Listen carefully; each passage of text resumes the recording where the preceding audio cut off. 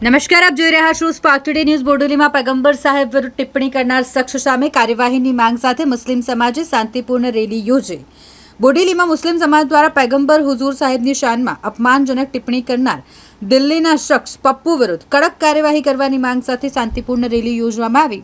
આ રેલી બપોરે 4 વાગ્યે શરૂ થઈ સેવા સદન સુધી પહોંચી। ત્યાં ડીવાયએસપી અગ્રવાલ સાહેબને આવેદનપત્ર આપીને આરોપી વિરુદ્ધ કાયદેસર અને તાત્કાલિક પગલાં લેવામાં આવે તેવી માંગ કરવામાં આવી છે। આજ રોજ સવારે 6:30 વાગ્યાની આસપાસ મેં મારો ફેસબુક ઓપન કરતા એક વિડીયો વાયરલ જોયો, જેના અંદર આપ સરકાર મોહમ્મદ સલ્લલ્લાહુ તાલા અલૈહિ વસલ્લમને અંદર ગુસ્તાખી કરેલી છે। કોઈ દિલ્હીના ભાઈ છે પપ્પુ સિંહ કરીને, તો એ માટે અમે બોડેલીના ડીવાયએસપી સાહેબને એક આવેદનપત્ર આપવા બાબતમાં હેન્ડ ટુ હેન્ડ આવેલા છે અને એક લેખિતમાં ફરિયાદ પણ આપેલી છે કે ભાઈ આવી રીતે કોઈ બી રાહદારી માણસ ચાલતો જતો મુસ્લિમ ધર્મને અંદર ગુસ્તાખી કરી જાય તો એ ખોટી વાત છે। તો એ માટે અમને ન્યાય મળે અને જે પણ માણસે ગુસ્તાખી કરેલી છે એને તાત્કાલિક 3 દિવસના અંદર કાયદેસરની કાર્યવાહી કરી પગલાં લેવા।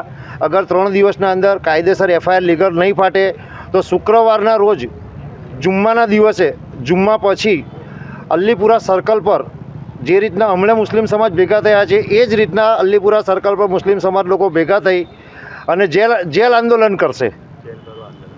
જેલ ભરો આંદોલનનું આયોજન કરવામાં આવશે। હું પોતે ઇલિયાસ બારોટ આજરોજ બોડેલી સેવા સદન ખાતે મુસ્લિમ સમાજ દ્વારા પપ્પુ સિંહ નામનો એક અસામાજિક વ્યક્તિ જે ભારતની અંદરને કોમી સૌહાર્દને બગાડવા માંગે છે।